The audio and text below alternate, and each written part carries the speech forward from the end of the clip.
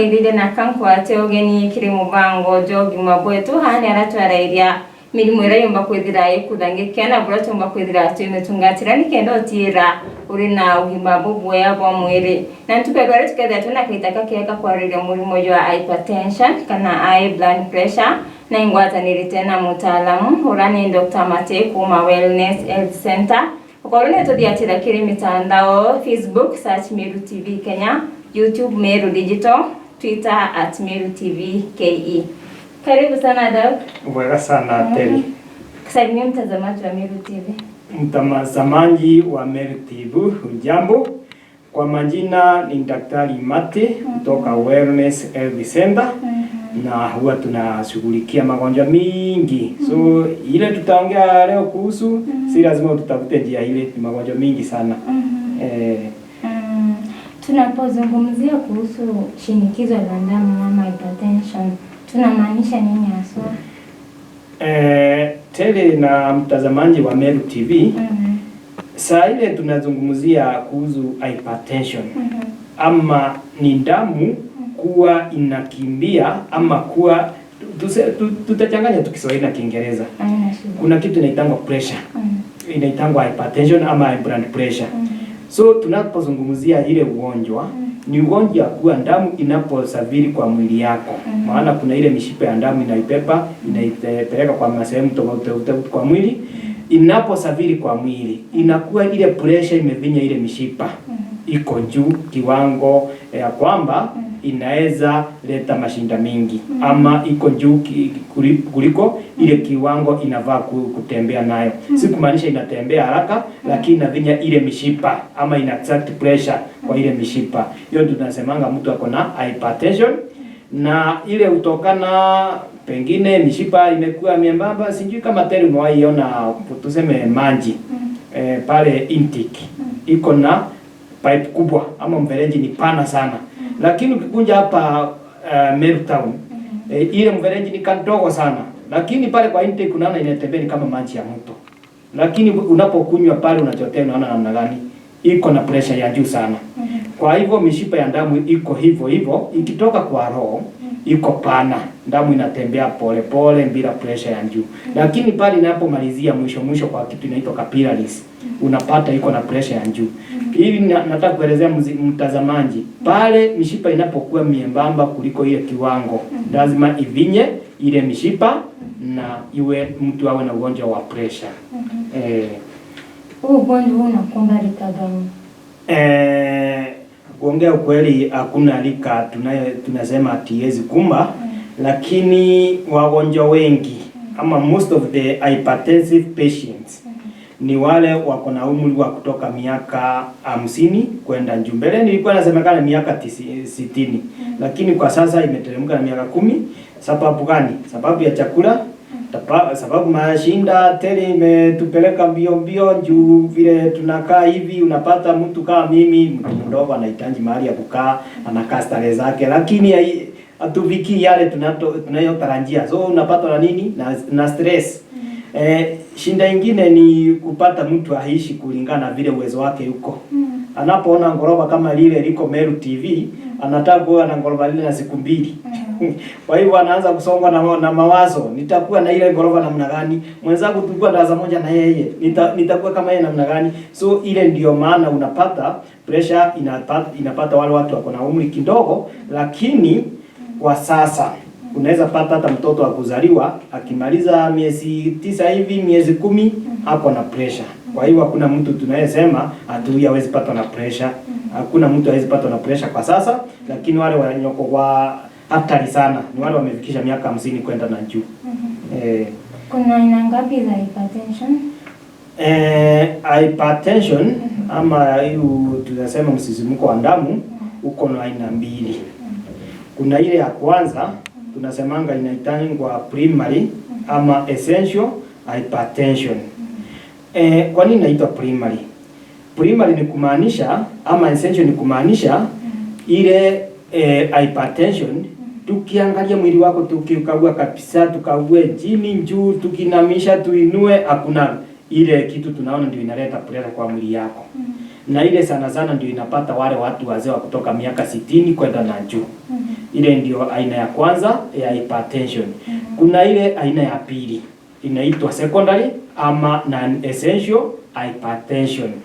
Ile aina ni ile unakuja tunakagua, tunaona uko na mishipa yako iko na mafuta imevungana, iko na shida inaitwa atherosclerosis.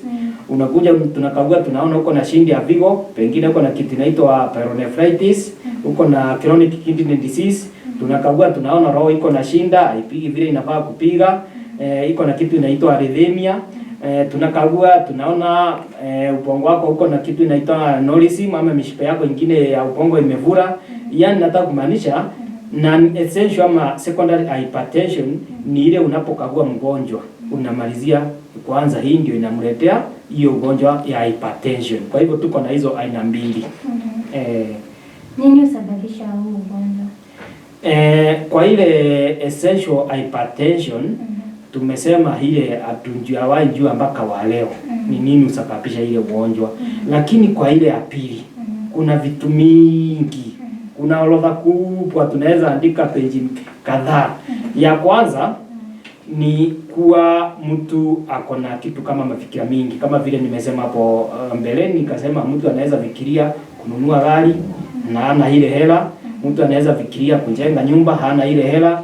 Mtu kama sasa tunaelekea kufungua mashule, mtu hana fees, ile tunaitanga stress ama kukazwa na mawazo. Mtu anafikiria zaidi ya vile mtu akili yake inaweza beba.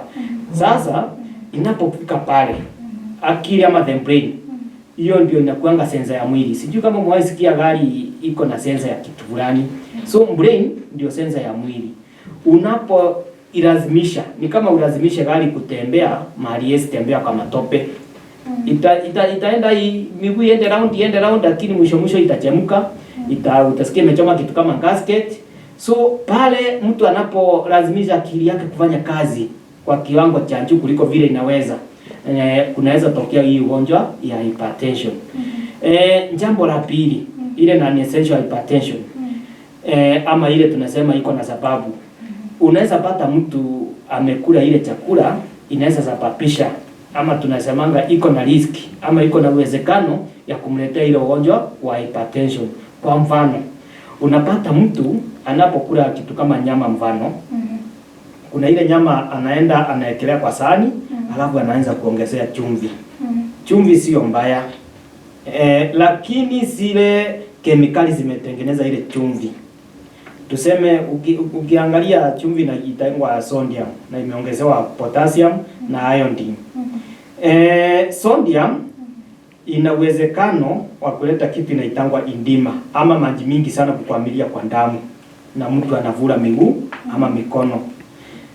Ama ile inaitangwa pulmonary edema kwa kifua ama abdominal edema kwa unapata sehemu ya tumbo imevura, ni sababu ametumia kemikali vyenye vai kutumiwa. Lakini akiweka ile chumvi kwa ile nyama ikiiva, kama inaendelea kupikwa, zile kemikali zitaingia vizuri na zingine ziende kwa hewa, kwa hivyo zile zitabaki ni zile mwili tu unahitaji.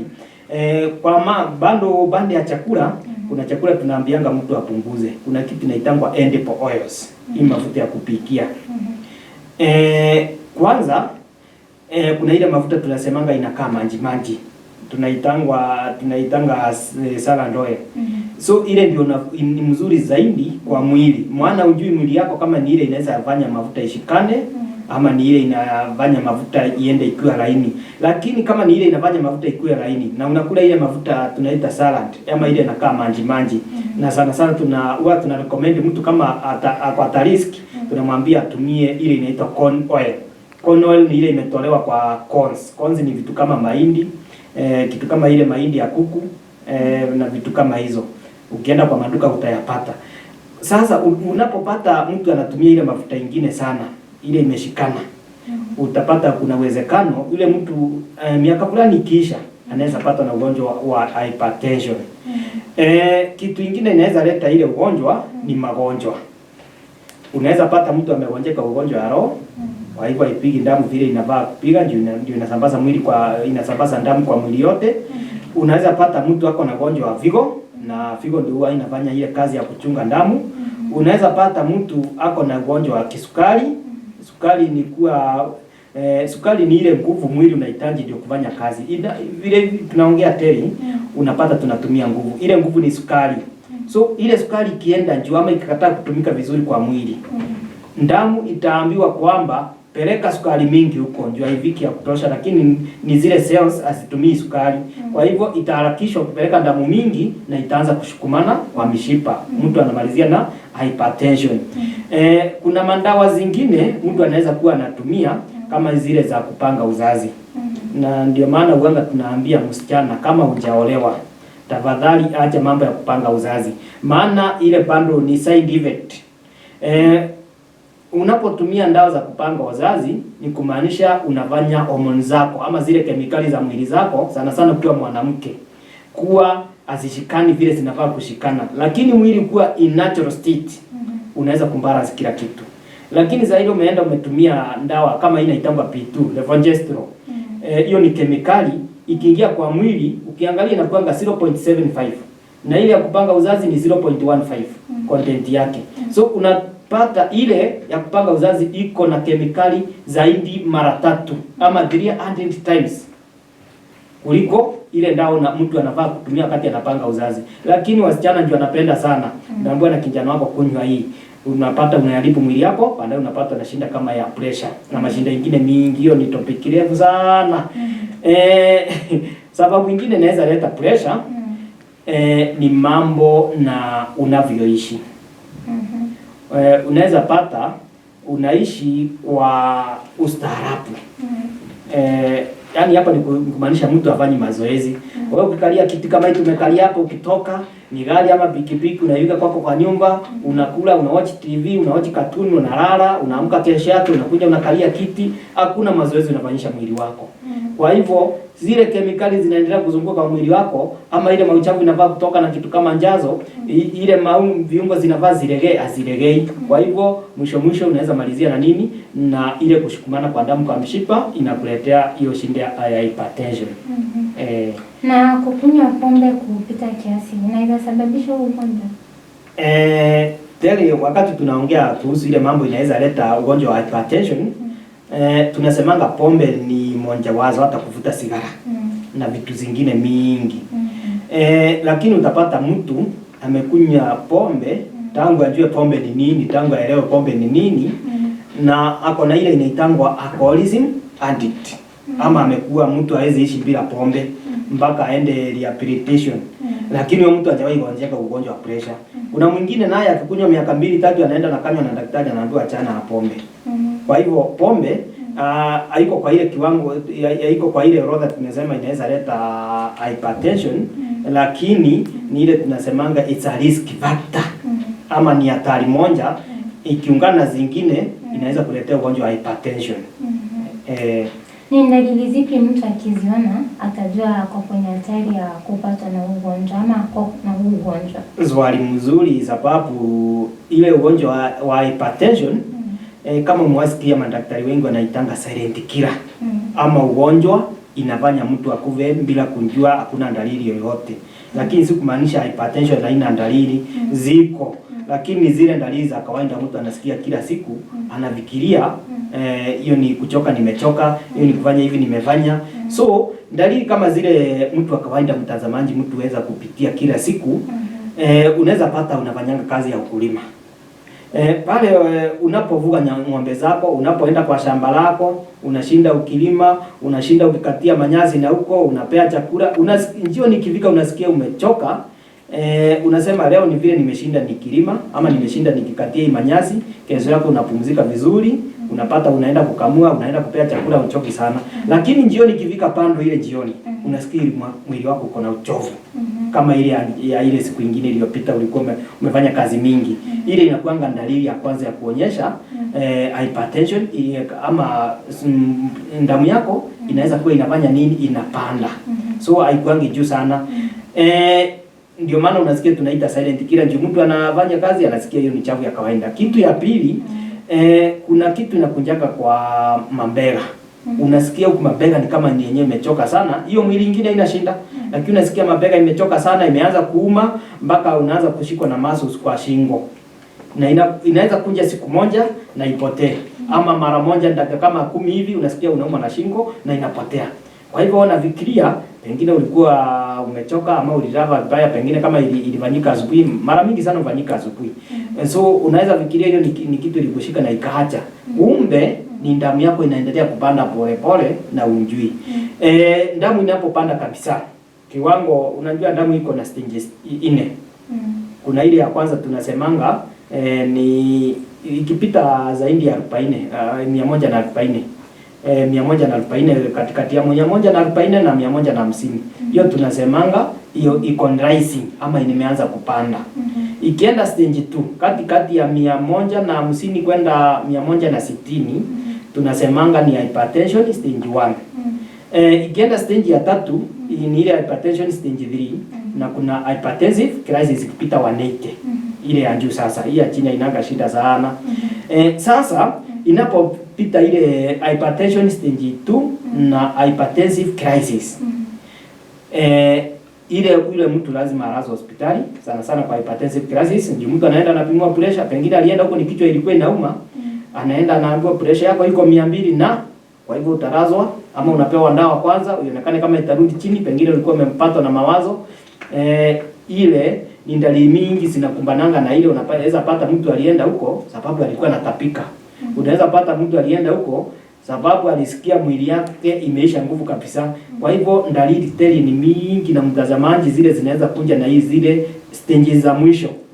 Zile za hypertensive crisis. Lakini za kwanza ile ya kwanza kupanda ile wa 140 to 150 to 160, zile tele mtu anaweza kuwa anafikiria tu ni kazi amefanya, amechoka, lakini pale mwisho unaweza pata hata macho imeanza kuonyesha, uso imeanza kuvura, miguu imeanza kuvura, na ni pressure tu inamletea yale yote, lakini atajulikana kiviko hospitali.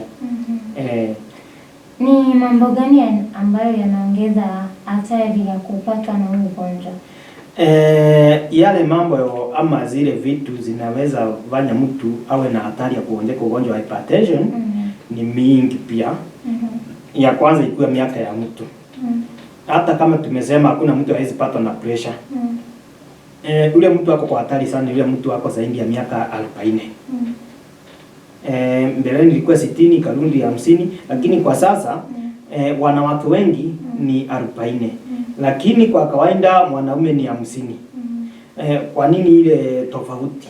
Sababu mwanamke akifika miaka 40 kuna ile anajitayarisha ama anajiandaa, mwili wake unaanza kujiandaa kwa ile inaitwa menopause. So mtu anapofika miaka 40 na ni mama ameanza kusikia kitu, hiyo ni kitu ya kwanza inaweza mletea ile ugonjwa ama inamfanya kwanza anaweza kuonjeka ile ugonjwa ya hypertension. Kitu ya pili ni vile mtu anaishi na magonjwa mengine.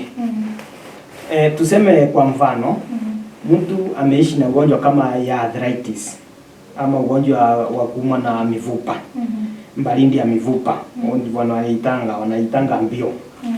So unapotumia zile dawa zinaitwa over the counter, ulienda ukaandikiwa dawa, ikawa kazi yako ni kwenda unanunua, unameza zile dawa wakati unasikia machungu, ama uko na ugonjwa ya sukari, hauendi kliniki.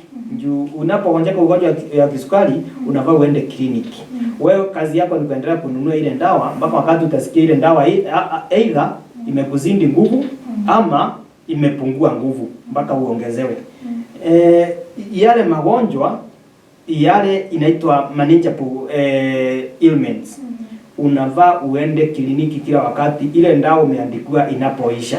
Sababu daktari akuandikia dawa anakuandikia hii dawa enda kunywa miezi 2 kisha urudi tena. Ndio kuangalie, aweze kuangalia kama pressure imeanza kupanda ama imeshuka, ndio aweze kujua ile dawa inaweza kupea isikuletee madhara ya hypertension. So madawa ni kitu kingine inaweka mtu kwa hatari ya kugonjeka ugonjwa wa hypertension. Kitu ya tatu ni ile kazi mtu anayofanya. Tele wewe unafanya hii kazi ya tuseme ya media kama utangazaji. Zaidi unafanya hii kazi, unavaa ukumbuke kwamba mwili wako unahitaji mazoezi. Ama mimi daktari navaa nikumbuke siku geti kwa ile kitu kuandikia watu dawa nini enda nunua, kuandikia vipimo hii, shika hii. Unavaa ukumbuke kuna ile mazoezi unavaa ufanye. Na usifanye kazi zaidi ya ile masaa unavaa kufanya. Ama usizindishe akili yako. Ndio maana unaona kama sasa hivi madaktari wamegoma. Maana wanasema lazima tufanye kazi masaa 6 kwa siku. Kazi ya madaktari ndio inachokesha mtu sana. Maana tena unapopata daktari pale anafikiria kwanza, hii ndio umenielezea ni ya nini, anataka kukuuliza maswali. So unapata ile mtu anachoka sana. Kitu kingine, jambo la 4 ni vile mtu anapoendelea kujitunza. Ni kujitunza namna gani? Kwa mfano, mwili unahitaji usingizi kutoka akiwa mdogo, masaa inaenda ikipungua, akiwa mdogo anavaa wale at least masaa kama 18 kwa siku. So in every 24 hours mtoto anavaa awe ameamka masaa 6 tu. Akiendelea tu akifika miaka 2-3 anavaa kulala masaa 14. Inaendelea hivyo ikipungua na mwisho inafika masaa 8 kwa watu kama sisi watu wazima. Ikifika miaka ingine kama miaka 45 kwenda miaka 50, ile masaa inavaa iongezeke tena ifike 10, ikiendelea hivyo mpaka mtu kama atabarikiwa afikishe miaka 100 analala tena masaa 18 kama yule mtoto. So kama utajijua hali yako, unjue kazi yako ivai kupitisha masaa fulani. Au unavaa kulala hii masaa, unavaa kukula hii masaa, unavaa kukula hiki, utapatwa na ugonjwa wa hypertension. Vyakula vipi ambavyo vinasababisha ugonjwa? Vyakula ni aina mingi, na kama vile nilivyosema tele, tukisema chakula hapa si kumaanisha usikule hiyo chakula. Kuna mtu ameishi kukula hiyo chakula na hajawahi gonjeka ugonjwa wa hypertension, lakini tunasema ile chakula inakuletea hatari.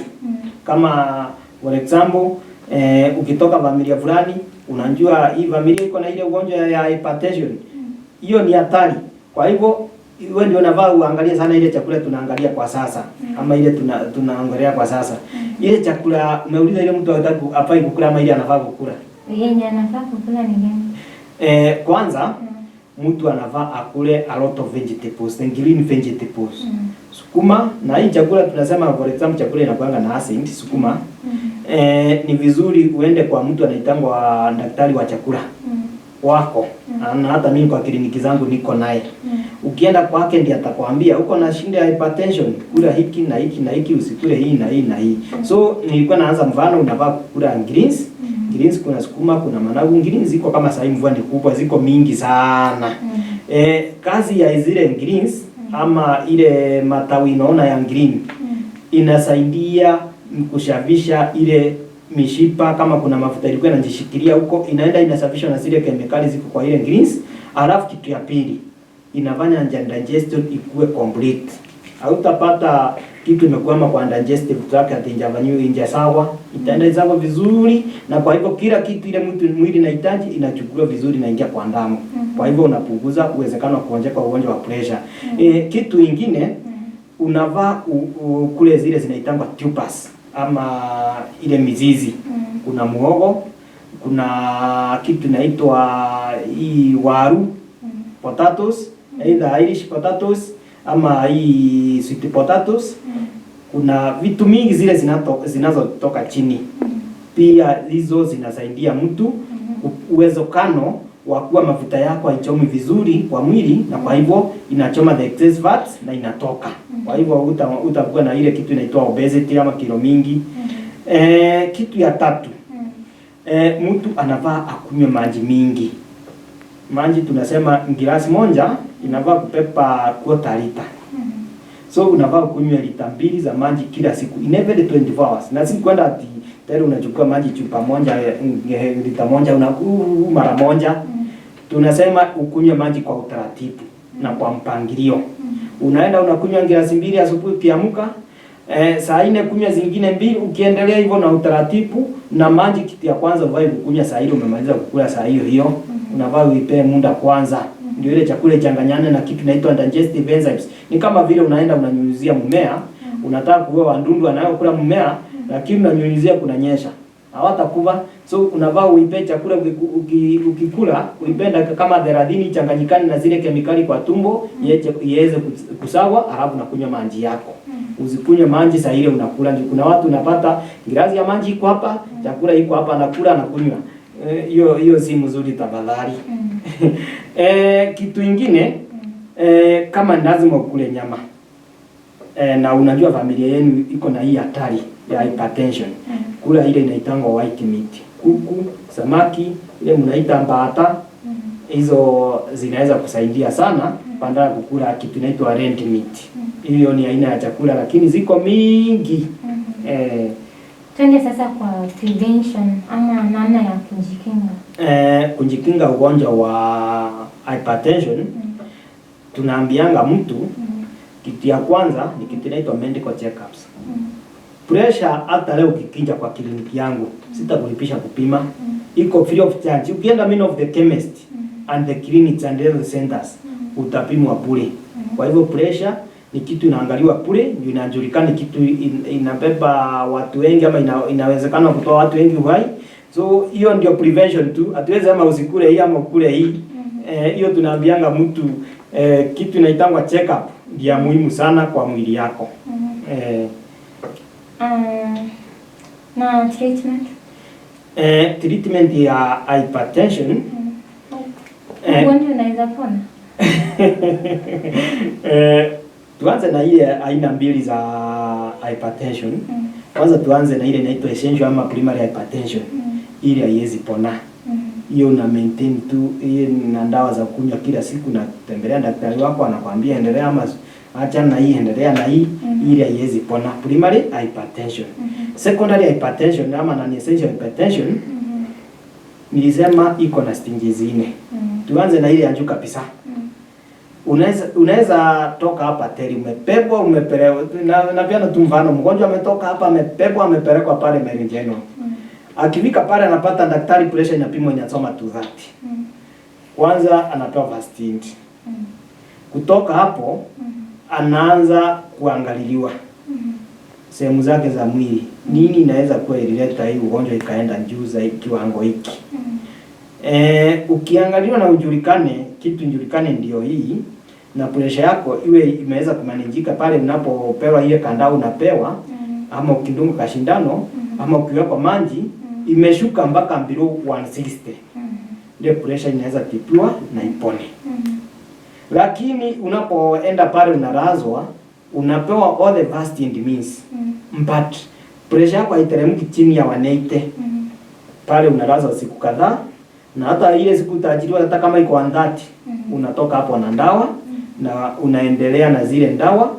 Daktari akiendelea kuchunguza ni nini chanzo za ile ugonjwa, ionekane kama inaweza tibiwa na ipone. So kuna zingine zinaweza tibiwa zipone, ama wagonjwa wengine wanaweza tibiwa na wapone, wengine hawezi tibiwa na wapone. Sababu unaweza pata mtu amekuwa na ugonjwa kama ya tuseme ya Vigo, chronic kidney disease. Imeenda na ikatambulikana ndio hii CKD. Ukapewa dawa zake, nayo Vigo inatoa kemikali inaitwa renin ya control blood pressure. Pengine ile kemikali mali inafaa kukua kulikuwa kumekuliwa na ile ugonjwa. So ile kemikali itaendelea kutoka. Kwa hivyo lazima umeze dawa ili replace ama ichukue nafasi ya ile kemikali. So hiyo inabidi umeze dawa maisha yako tu yote. So magonjwa mengine inaweza kuja ikuletee pressure, na pia iwe ni lazima uendelee kukunywa ile dawa ya pressure. Daktari, naona muda umetupa kisogo. Mtu akitaka kuwasiliana na wewe anaweza kupata vipi? Yule mtu anataka kuwasiliana nami ni Dr. Mate. Na tele acha niseme haya, tumekuwa na wagonjwa wengi. Unapata mtu amekuja amebebwa njia kwa ugonjwa kandogo tu, angetibiwa mapema. Lazima awe akiangaliwa mapema, asikunje kuwa na gharama ya juu ya matibabu. Kwa hivyo yule mtu anataka kuniona siku ya Jumatatu zote na kuanga Meru Town, mahali kunaitwa Continental Hotel, iko pale kwa njia kuteremka kwa Koromone ama hiyo junction. Na hapo ndio unaweza nipata mimi mwenyewe siku ya Jumatatu. Kiingia kwa ile hoteli ulizia daktari yako wapi. Namba zangu niko namba 2. Ya kwanza ni Safaricom ni 0727 146 017 0727 146 017. Airtel ni 0784 143 578 0784 143 578. Hizo ni nambari zangu zile unaweza nipata nazo. Na tunaweza kujadiliana kuhusu ugonjwa wako hata ukiwa nyumbani, pengine nitakwambia kunywa maji, tafuta hiki, kula hiki na ugonjwa wako iishie pale. Asante sana kwa kuja daktari. Mulidiri wa Meru TV aunotwekera katanta iwe sana na ntoga kurumira mubango jogi ma bwetu honbita atiri mbabu kete abina kaita kakea.